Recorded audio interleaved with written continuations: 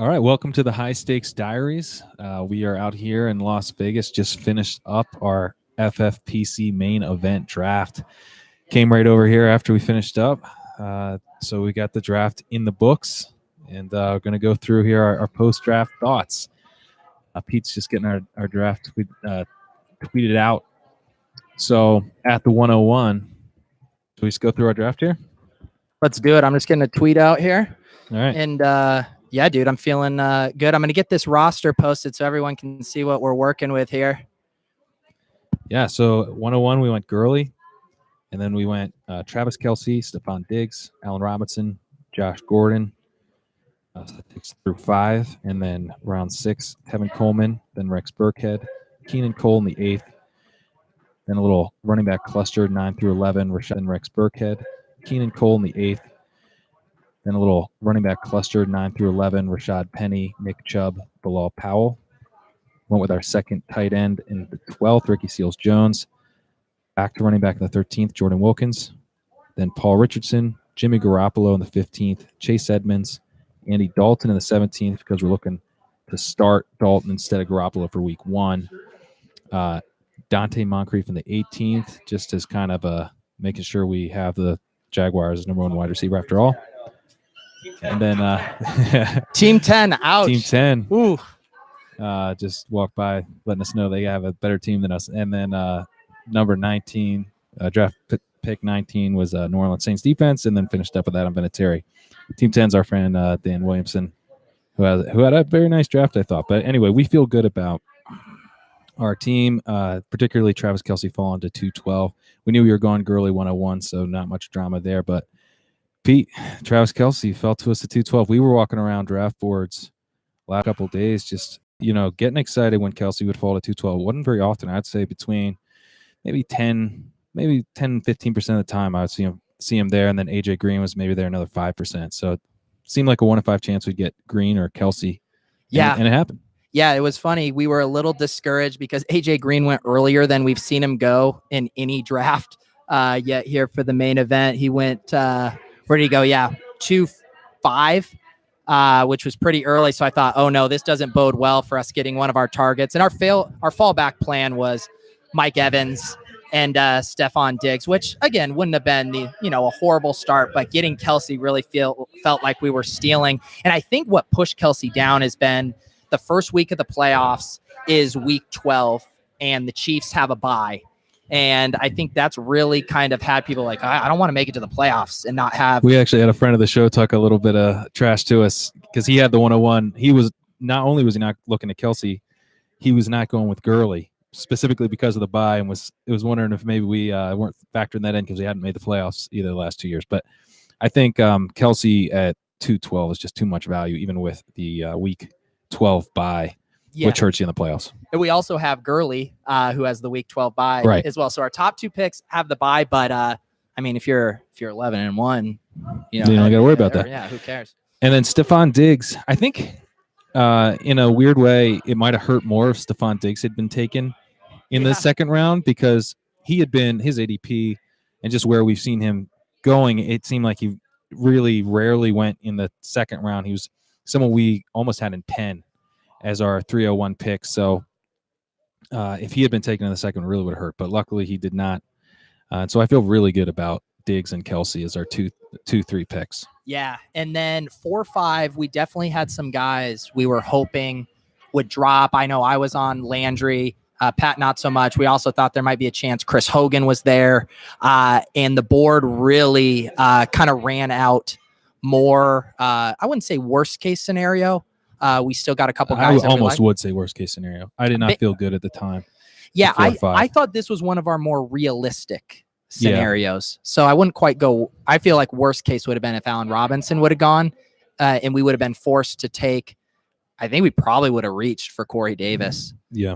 We were going to call that the YOLO start with Josh Gordon and Corey Davis at 4-5, but Allen Robinson and Josh Gordon, and the way we kind of filled in our wide receiver in the back half with Cole and Richardson, guys I think that can give us production and give us time to wait and see what Josh Gordon's going to be this year. Right. Yeah, I think with we just filled in our starting lineup and Gordon is not in it, so it doesn't necessarily feel great if your 5th round pick isn't going to start for you in week 1, and instead you're going with your 8th round pick in Keelan Cole. But I think Gordon, one, he's working back on a pitch count, but 2, the weather is just apparently going to be horrendous in Cleveland on Sunday. So I actually think I would maybe have pushed to start Gordon if not for the weather. So yeah, I mean the thing that. It's not just the weather though with Gordon. It's the fact that he isn't going to start. Right, it's a combination of the two. Yeah, Hugh Jackson said he's going to be on a pitch count, and it is like the weather just kind of actually makes it easier. It makes it easier. Let's just get a wait and see week with Gordon. Right. I want to see what his snaps are. But yeah, I'm not worried about our starting lineup. Let's keep running through here. So after that 4-5 turn, and I would say up to this point, we had really accounted for this scenario. Like if you showed me these top 5 picks, I'd been like, Kelsey, that's awesome. This is the 4-5 turn we kind of thought might happen. Yeah. I think just a little bit more on the 4-5 turn is that they're right at the end of the 3rd. It looked like a lot of guys that we still liked were there. Amari Cooper, Jarvis Landry, Juju, Thielen, Doug Baldwin, Chris Hogan, all still on the board. And then of course, they got snapped up at the end of the 3rd into the 4th. So the 4th, 5th turned into, like you're saying, what we probably thought it was going to be. But just for a second there, it looked like it all might fall our way. So, but then in the 6th, 7th, I think it did fall our way. Tevin Coleman was someone we did not think was going to be there, and he turned out that he was. And then I didn't think Burkhead was going to be there either. No, Burkhead, we took over Kerryon Johnson, which that was It was tough. That was maybe one of our tougher decisions of the draft because I think we thought maybe one of these guys would be there, and 3 of our targets were all there. So we locked into Coleman, and then we were kind of waffling back and forth. And I think I even said to you, I don't have a preference. If you have, yeah, you did, yeah, and I didn't feel strongly about it either, to be honest. I mean, I think there's such different types of players. The thing that we did talk about in that moment was that we knew we were going to be looking at guys like Penny, Chubb, and Ronald Jones later on, and if you are going to have those guys on your team, do you need Kerryon Johnson, or are you actually going to benefit more from a guy like Burkhead who might come out of the gate a little hotter? We are planning on starting him in week 1, so I think Burkhead, just looking at the total roster construction, if you could swap in Kerryon Johnson for Burkhead, you probably wouldn't do it, right? I mean, yeah, because we ended up, and we'll talk about those guys in a sec, but I think the decision we made on the spot was knowing we did want to target guys like Rashad Penny and Chubb a few rounds later. And not that Kerryon isn't a better fantasy pick than them, but they have similar types of, you're sitting on it. You're not getting production right away. And we got Josh ADHD in the chat saying, I hope you guys aren't picking Eifert. No, we did not pick Eifert. Our second late tight end was Ricky Seals-Jones, although it sounds like maybe there's some news on Eifert, Josh. Why are we Tyler Croft did get picked, so maybe that was a smart pick for whoever. Yeah. But I will say, if you guys are watching this, I just posted our picks on Twitter, a photo. But yeah, so let's move on. I would say the 8-9 is where we were kind of stumped because we thought a wide receiver like an Aguilar, Will Fuller, Robbie Anderson, one of those types, we thought they were going to be there, and they weren't. Yeah. And they had been kind of moving up as we looked at draft boards throughout the weekend, and we never really kind of figured out what the alternative plan really was. I mean, Keelan Cole, I feel pretty good about. The other thing, though, is that we had also seen Rashad Penny move up, and this morning we were talking about him saying if we want Penny, we're going to have to take him in the 9th instead of the original plan, which was to take him in the 10th. So, yeah, Penny was a reach, but that's actually where we were looking to take him because we wanted to lock him up knowing that he probably was unlikely to get all the way back to 10-12. So Keelan Cole, he's been going in the 9th. To get him in 8-12, that feels fine to me. Then spoiler alert for us to get Dante Moncrief in the 18th. It actually makes me feel a lot better about Cole because most likely we're going to drop Moncrief. I mean, hopefully we drop Moncrief because Cole looks like he has a firm hold on the target leading role there. But if not, we got a very cheap target leader for the Jags with those 2 picks, hopefully, although it could always be Westbrook.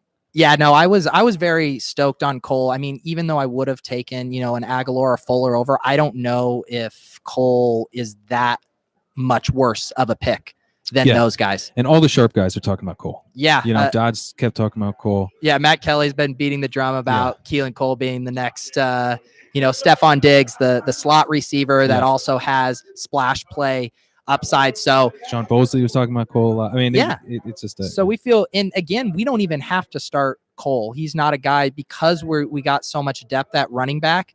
We don't necessarily have to start him. So I'm pretty stoked on that. And so then let's move on here to the Chubb. Got about a Cam in the house here. And Powell here. Yeah, Cam, you can. Oh God, I didn't know it. You're live on YouTube. See the team. Yeah, we got my buddy Cam here. So yeah, we're just running down the our draft here from the one hole. And now, we're on to the part where we're talking about our 9-10 turn. And this is 10-11, right? Yeah, 10-12, 11-01. Yeah, so 10-12, Chubb was kind of been a target for us all along at this 10-11. Yeah. And I think some would say he's moved up. We were thinking about him originally, I think, in the 12th, but we also kept seeing him go early and earlier. Yeah, and I even like our friend Aaron McGarry, and he came over and he's like, I like this team. What's your thought on Chubb? He was the one that stood out. But Pat and I have been, we talked to Sean Siegel last week, and Sean's 0 running back targets over the past couple weeks had really changed. And the two names that Sean was really zoning in on was Chubb and Ronald Jones, right in this range. Yep. And so Ronald Jones is the guy that we didn't take at 11:01. And he went a few picks later. I think we were thinking maybe he would get back to us. He did not even make it through the 11th round, so he didn't even get close to getting back to us. Yeah. But Powell, talk a little bit about the Powell decision, because that was one we really struggled with in the moment. Yeah, so that was another tough one, because we were looking at other types of wide receivers. I believe we would have taken DJ Moore there if he had fallen, and he went 2 picks before us there. Pat was excited. No, DJ Moore was still there. Oh, DJ was he? Moore was available. We thought Moore would make it to 12 or 13. Yeah, it was like we let Moore go and we let Jones go on the theory that maybe one of them would come back to the 12th. Yeah, but they both didn't even make another half a round. Yeah, for me, Powell is, he's one of those kind of unsexy 0 RB targets, kind of in the vein of Gio Bernard, where it's a guy that's been around a lot. But I feel really good at Powell. I mean, they were literally using him as a bell cow in preseason. He has the passing down role locked up. So if they're playing down, from behind like they might a lot this season, Powell's going to be the guy. Coaches love him, good at pass blocking. And he looks spry in the preseason. I mean, I don't want to latch on to one play, but that touchdown run I think he had in week 2 of the preseason, he looked great. And I think there's a legitimate chance that not only does he have that passing down role, but he could be, say, the 60-40 side of the running split, and not vice versa, with everyone thinking it's Crowell who's going to get the lion's share. So I thought that was really good value there. Yeah, I feel pretty good about it. Again, it kind of comes back to what we talked about with Burkhead, where we have Penny, we have Chubb, and you could go with Ronald Jones, but it's it's 3 guys in a row who you're not going to be looking at any production from for maybe, half a season. And at a certain point, you need to be able to play the waiver wire, and we probably end up dropping one of them. Yeah. If we're not getting any production, we might be dropping them for someone who's putting up, receiving running back numbers like Powell's already going to do for us. So, and we talked a lot about this team. Our Achilles heel the past few years has been starting super slow. And one thing I've been talking about is just having a blend on our team of guys that could be league winners late, like the Josh Gordon, the Pennies, the Chubbs, but then also making sure we're locking in production early on in the season. And Powell is a guy, along with Burkhead, that I feel can lock us in some running back to production and really make sure that we're competitive early on and not scrambling for running back 2 points like we have been in years past. Yep. Let's talk a little bit about here Randall Cobb, who we thought about actually in the 8th, 9th turn, but ultimately did go with Cole. I feel good about going with Cole over Cobb. But then Cobb was just sliding and sliding. We thought, okay, you know what? We're going to get Cobb here in the 10-11 turn. So that was real smart to let him go, and he got taken 1 pick before us, which was definitely stung, but it stung even more, I think, at least it did for me, in the 12th, 13th turn. So, one more batch later, when we had Kirk Cousins lined up, we are going to take him at the end of the 12th, 12-12, to pair him with Diggs. He got taken by the same team. at the 12-11 pick. So that one really stung. And I think we really didn't have a backup lined up. We were planning on going Kirk Cousins and Ricky Seals-Jones. Kirk Cousins goes the pick before. We did go Ricky Seals-Jones, but then I was literally like, I don't really even care who we take here. There's no one I like. The receivers dried up. We thought it would be too early to get Paul Richardson. We were right. He ended up getting back to us on the next round, the 14th pick, but we ended up going with Jordan Wilkins. That was really more your call. I feel good about it after the fact, though, just because he does have a shot. Yeah. In week one, Marlon Mack, unlikely to play, it seems like. He's almost like the opposite of the Penny Chubb, Kerryon Johnson type, where you're going to have to wait. Whereas Wilkins, I think, is going to get a crack week one. Right. And the hope is maybe he looks really good, and maybe with momentum, maybe Mac that hamstring. I mean, that could be weeks until he's back. Naheem Hines, they're not going to use him to ram up the middle, No. And no, he's not that guy. And so if Luck is, as makes that rebound and is playing at an elite level, and Wilkins is the goal line back and early down runner in this offense, I think you could feel pretty good about him.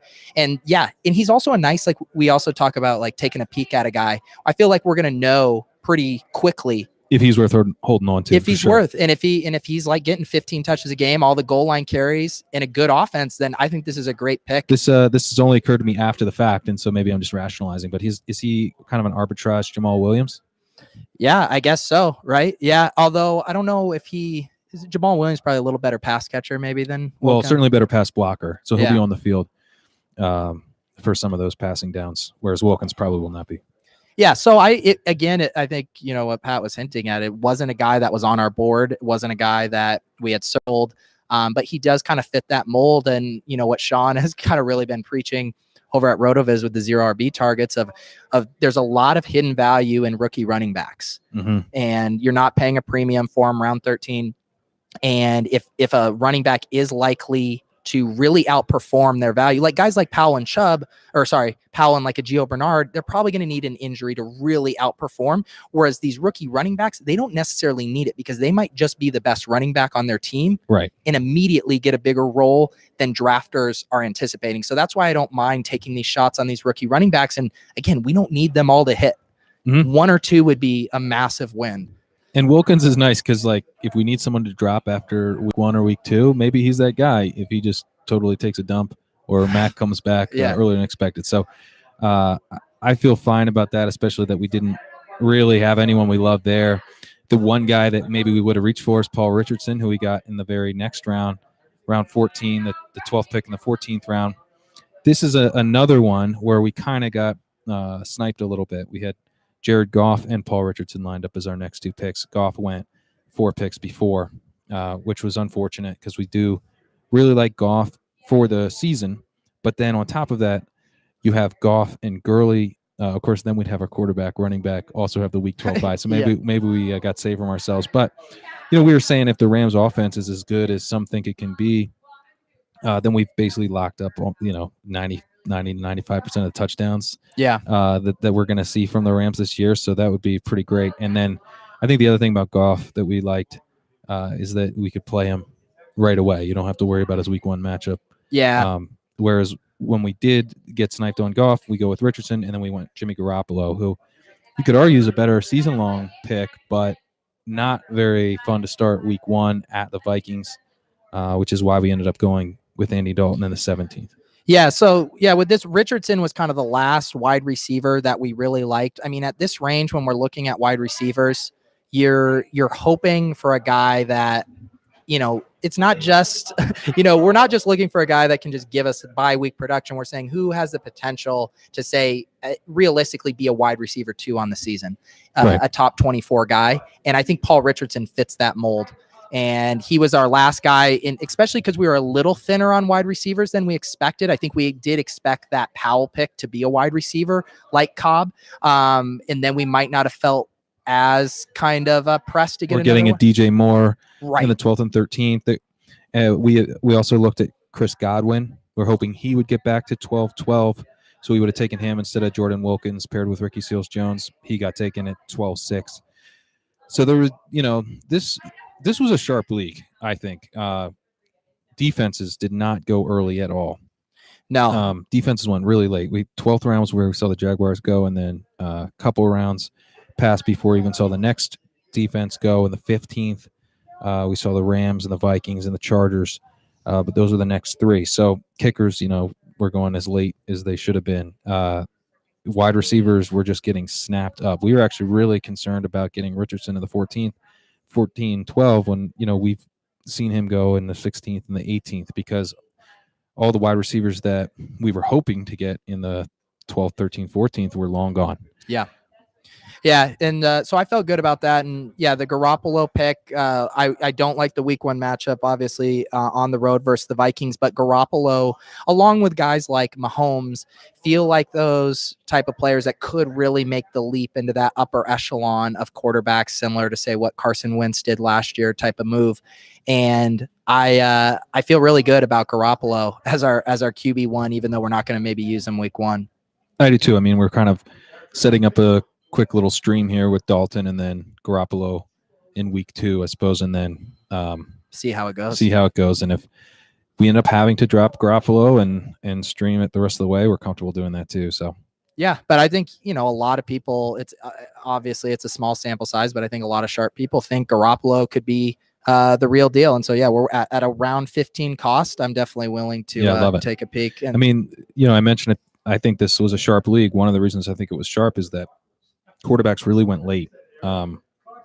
We saw Brady and Wilson go in the 10th round. We started to think we might have a chance to take Brady or Wilson at 10, 12, which we would have done. But they did get snapped up in the 10th. But, Rodgers went in the 4th. But then Watson didn't go till the 7th. And then Newton actually was the 3rd quarterback off the board in the 9th.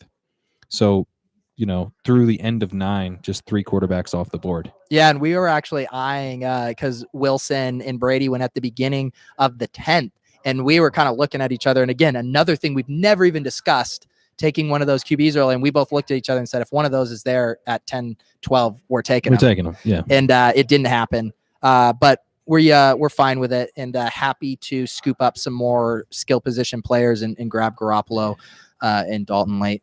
Let's talk a little bit about Chase Edmonds in the 16th, who we took as, I guess a contingency pick on David Johnson. However, we could have in that same round taken John Kelly to handcuff Todd Gurley, our number 1 pick. So what's the logic there? Well, again, and not to keep name checking Sean, but we asked him this exact question when we were on. We said we're obviously taking Gurley, and we had looked at, there's these 3 handcuffs. Obviously, James Conner, that's a whole new situation now, but it was Chase Edmonds and John Kelly. Someone did try to take him in the 12th round when he had been taken 6 rounds earlier. Yeah, that was pretty great. Nothing more embarrassing than trying to take a pick that's already off the board, which I did with the Ravens defense. So it happens. But yeah, so Chase Edmonds, we had talked about this with Sean. It's like, we're going to go for a 2-for-1. Whereas if Gurley gets hurt and John Kelly steps in, we're probably getting 75% of the production. But with Edmonds, if David Johnson gets hurt, all of a sudden you could have a guy that's a top 10 running back. Yeah, and I like the point you made, which is that with Gurley, you can handcuff him, but if he gets hurt, not only is John Kelly not Todd Gurley, so he's not like he's going to step in and be the same guy, but we still have to deal with that week 12 bye. Whereas if you have Chase Edmonds taking over for David Johnson's role at the end of the season, we could have him being our Todd Gurley fill-in. So for a 16th round value and just the level of upside that we've seen, James Conner going all the way up to the 6th round in our draft, and I've seen him up in the 4th in some other drafts. So you see, as soon as one of these guys has a chance to take over for the bell cow, the value of them truly emerges. So I think Edmonds is a nice lottery ticket here in the 16th. Yeah, and then we mentioned Dalton before. Once we took Garoppolo, I was excited about that value, but immediately knew I kind of wanted a week 1 QB streamer, and the quarterbacks were flying off the board. And I know, Pat, you were maybe thinking about trying to wait a little bit longer. I think I kind of pushed to lock him up just with that week 1 matchup against the Colts, and I'm glad we did. Yeah, it always feels gross to take Andy Dalton, so I wasn't psyched about it. But it gets to the point where you realize, basically the way you sold me on the pick was we have to take a defense, we have to take a kicker. We don't want to start Garoppolo week 1, so we need to take quarterback here And then we have one other pick. So we also liked Ryan Griffin late. We wanted to potentially take Dante Moncrief, who we did end up getting the next round. So basically, the realization of, okay, we're only going to get one more skill position player because we're going to have to take defense and kicker. So yeah, fine, let's take Dalton here, even though it did feel gross. It still feels gross, frankly, that we had to take Dalton at 1701. Yeah, and my got thought the week one was starter. I thought, Moncrief was the other guy we considered taking there. I thought he had a good chance about getting back to us, which he did. And then you just run out of draft spots. I mean, we got to take a defense and kicker in rounds 19 and 20. So it's just flipping Dalton and Moncrief and just kind of reading the board and that run happening. And yeah, Moncrief, we kind of already touched on him. He's a pretty cheap way to take a look at how that Jaguars wide receiver situation is going to shake out. Yeah, and it does seem like it'll be Moncrief and Cole on 2 wide receiver sets. So we'll see who's targeted more. Not that week 1 is going to be necessarily definitive, but certainly if Moncrief emerges with a much bigger target share than Cole, then we'll feel good about having gotten the number 1 wide receiver for the Jaguars with the combination of an 8th and 18th round pick. That feels pretty good. Yep, and then of course we wrapped it up with the requisite defense. The Saints, John Paulson has them as their number 2 defense this week at home versus the Bucs. They're, I believe, the biggest favorites on the slate. It was 10.5 last I looked. Ryan Fitzpatrick starting, and the Saints look like they're going to be a dominant team this year. So I feel like in years past too, we've really scraped the bottom of the barrel for week 1 defenses, and I feel good about the Saints. Yeah, they really Fitzpatrick's gonna probably chuck a couple interceptions if we're lucky. So, just real quick too on Moncrief, got to give David Dodds a bit of credit here, because when we talked to him on Thursday night, and if you listen to the previous podcast, we have that part of the conversation was included, where he was just talking about how you can lock up some of these cheap wide receiver cores, the Jaguars and the Cowboys being probably the 2 easiest to get. So I think Moncrief, probably someone we were targeting more after that conversation, just kind of realizing that one way you can make that 18th round pick, which is inherently not very valuable, a lot more valuable is if you use it to lock up the number 1 wide receiver, or at least raise the probability of getting the number 1 wide receiver on a team that'll pass a fair amount. Yeah. So this isn't the team I fully envisioned us having, but I'm really happy about it, and I'm really stoked that I think we're set up for a very fast start, which is, I think, really important for us, because we get buried early in this format, and we have gotten buried early. We don't get this year. We won't. We'll see. We'll see. I'm hoping good. That it's the tide has turned. No, we're looking good. I mean, Bilal Powell's going to be potentially an early starter, and I don't even know if we start him this week. So we're leaving points on the bench already. So I feel good.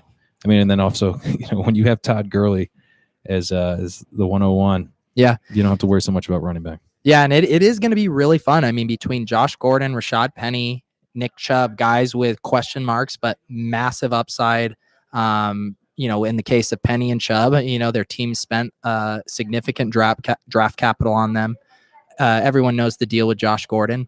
And I think we can recover if Josh Gordon does nothing this year. I think we can still have a playoff team. Maybe not a $250,000 winning team, but I think we can have a team that makes the playoffs even with no Gordon. Well, I think let's say if Gordon, just totally takes a dump as well. So one way that we could make up for it is to, essentially think of Kelsey as a wide receiver, and then actually go searching for some more cheap tight end production to pair with, kind of get a streaming spot going with Ricky Seals-Jones. And then you look at Kelsey, Diggs, and Robinson might be kind of your top 3 wide receivers if you think about it in that sense. Yeah, there are definitely, situations. I mean, it's all a fantasy, right? After the first few rounds of a lot of uncertainty, and it's just going to be fun. It's going to be, how does Allen Robinson look coming off of his injury? He's going to look good. And, yes, but there's questions, and it's how's the New England Patriots running back situation going to look? Obviously, I think it's a little more defined for week 1 if Sony Michel's out, but going forward when he is back, how does that look? There's a lot of I think we're on the Burkhead's knee okay. I mean, that's the slight tear, the slight tear. What does that mean? It's going to be fun. I think we've made the right bets on situations within offenses, but now we just have to see if it actually comes to fruition.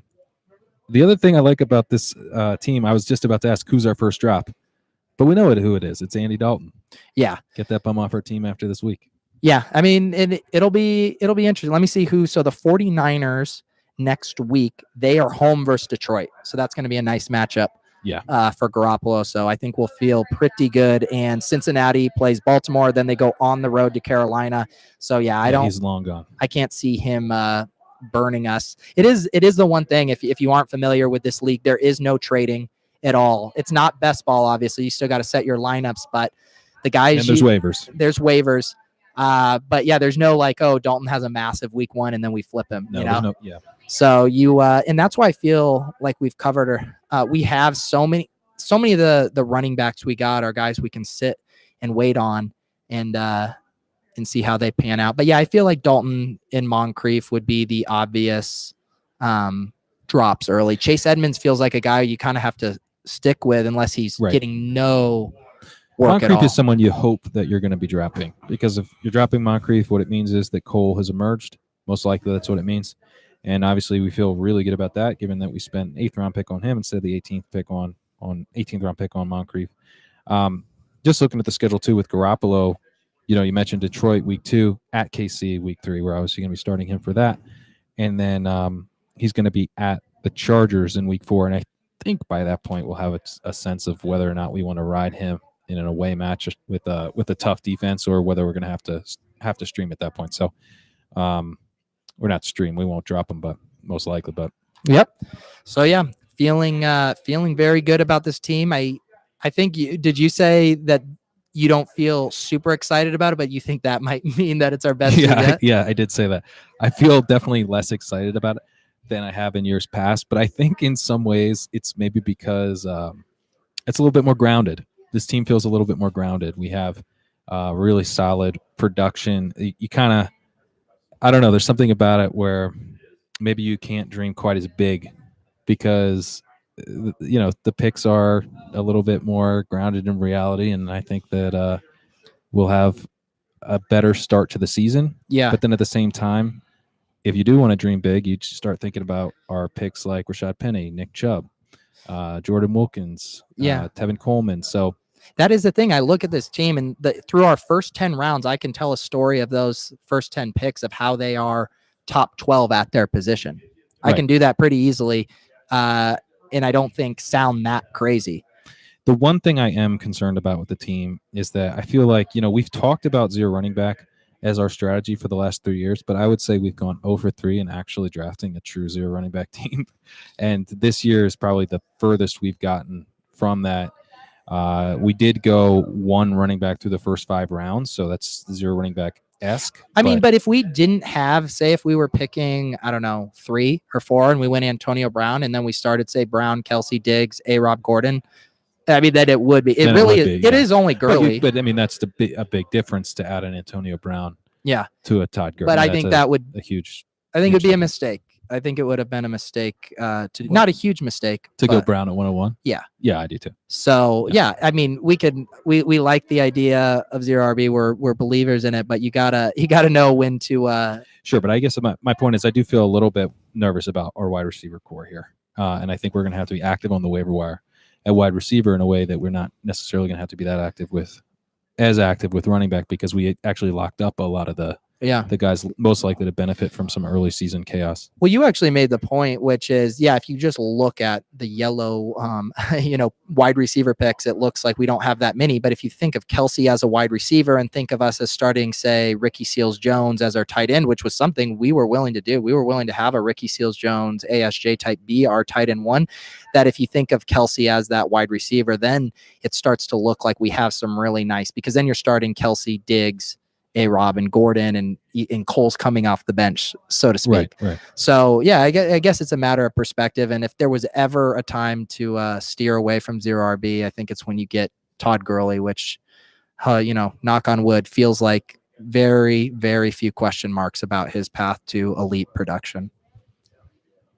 All right, guys. Well, This has been really fun. Thank you guys for those of you that tuned in for our 3 live streams over the course of the weekend. We appreciate it. All of those are archived on my YouTube page, youtube.com/Peter Overzet. If you want to watch back. And we also just posted our episode, the podcast version. It's High Stakes Diaries. That was a fun one. We had some really good interviews on that episode. So check that out for sure. Yeah, that's where we're going to be doing. This was kind of a one-off thing to be able to do the live broadcasting. But the rest, if you want to track our team, that's going to be on the High Stakes Diaries. If you search for that in iTunes or any of your Android apps, you'll find that. You can subscribe to that feed. And every week we'll check in, and it's going to be a Saturday. Our thought is it's right after you've kind of done all your own preparation for the week, and that lull right before the games on Sunday, you can check in with us, see how we're feeling. And follow us as we finally try to get off the schneid, finally win some money in this league, finally not light $1,800 on fire. Can't wait. Can't wait. All right, guys, thank you for tuning in. We are going to enjoy our last night in Vegas and try to stay in one piece to be able to watch the games with the right frame of mind tomorrow. All right, guys, this has been fun. We'll catch you on the flip.